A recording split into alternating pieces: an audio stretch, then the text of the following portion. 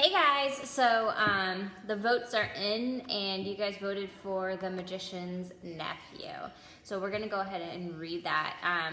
This is a book, part of the Chronicles of Narnia by C.S. Lewis. Let's just dive in. Chapter 1, The Wrong Door. This is a story about something that happened long ago when your grandfather was a child. It is a very important story because it shows how all the comings and goings between our own world and the land of Narnia first began.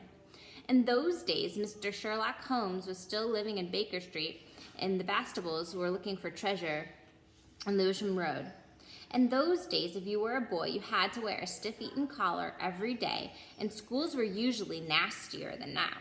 But meals were nicer, and as for sweets, well, I won't tell you how cheap and good they were, because it would only make your mouth water in vain. And in those days, there lived in London a girl named Polly Plummer.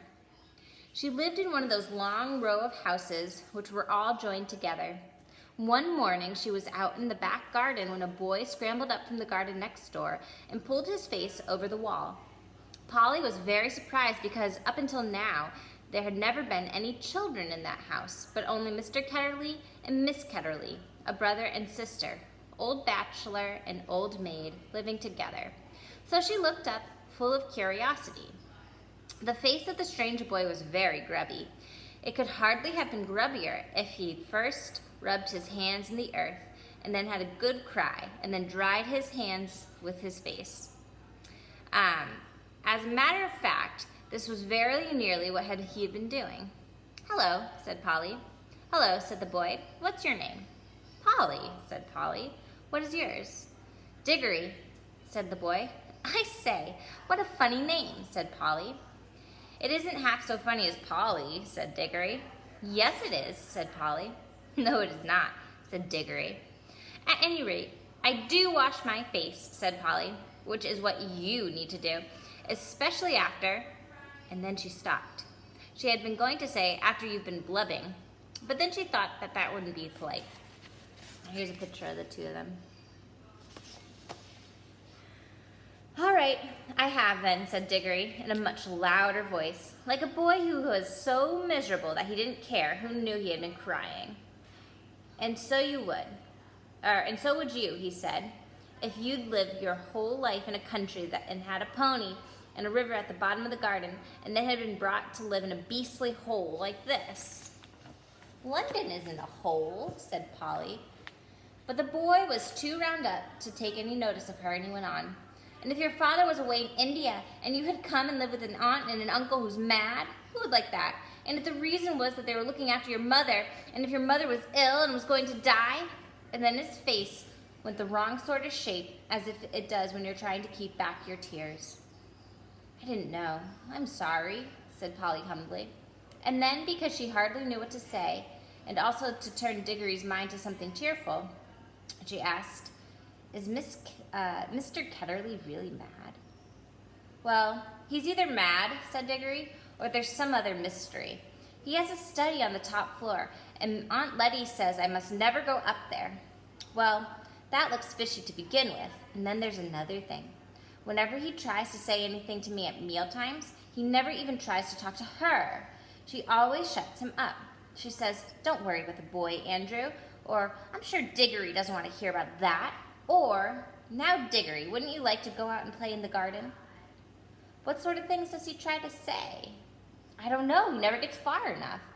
But there's more than that.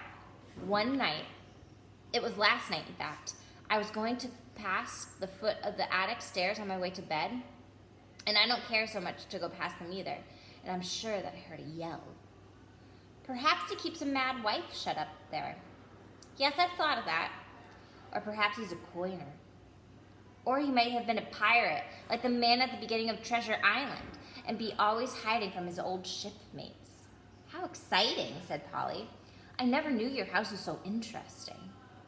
"You may think it's interesting," said Diggory, "but you wouldn't like it if you had to sleep up there. How would you like to lie awake listening for Uncle Andrew's steps to come creeping along the passage to your room?" and he has such awful eyes. That was how Polly and Diggory got to know one another. And it was at just the beginning of the summer holidays, and neither of them was going to sea that year. They met nearly every day. Their adventures began chiefly because it was the wettest and coldest summers that had been there for years. That drove them to do indoor things, you might say.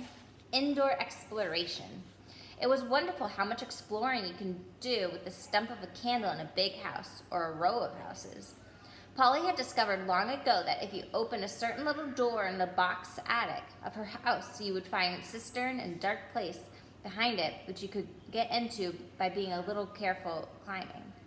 The dark place was like a long tunnel with a brick wall on one side and sloping roof on the other.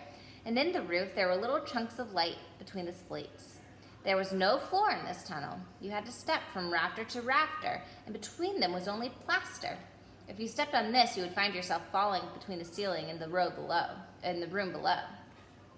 Polly had used the bit of tunnel just beside the cistern as a smuggler's cave. She brought up bits of old packing cases and seats of broken kitchen chairs and things of that sort and spread them across rafter to rafter so as to make a bit of a floor. Here she kept a cash box containing various treasures and a story she was writing, and usually a few apples. She had often drunk a quiet bottle of ginger beer in there. The old bottles made it look more like a smuggler's cave. And here you can see her making a little cave. Diggory quite liked the cave. She wouldn't let him see the story, but he was more interested in exploring. No, said Polly, the walls don't go out to the roof. It goes on. I don't know how far. Then we could get the length of the whole row of houses. So we could, said Polly. Oh, I say. What? Well, we could get into other houses. Yes, and get taken up for burglars. No thanks. Don't be so jolly clever. I was thinking the house beyond yours. What about it? Why, it's the empty one. Daddy says it's always been empty ever since we came here. I suppose we ought to have a look at it then, said Diggory. He was a good deal more excited than you'd have thought from the way he spoke.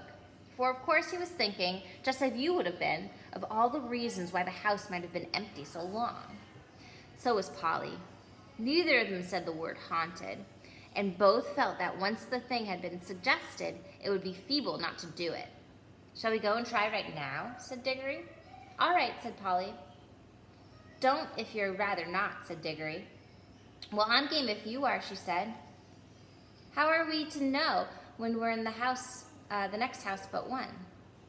They decided they would have to go out into the box room and walk across it, taking long steps from one rafter to the next. That would give them an idea of how many rafters went into a room. Then they would allow about 4 more for the passage between the 2 attics into Polly's house, and then the same number for the maid's bedroom as for the box house. That would give them the length of the house. When they had done that distance twice, they would be at the end of Diggory's house. Any door they came to after would let them into the attic of the empty house. All right, we'll stop there and then continue.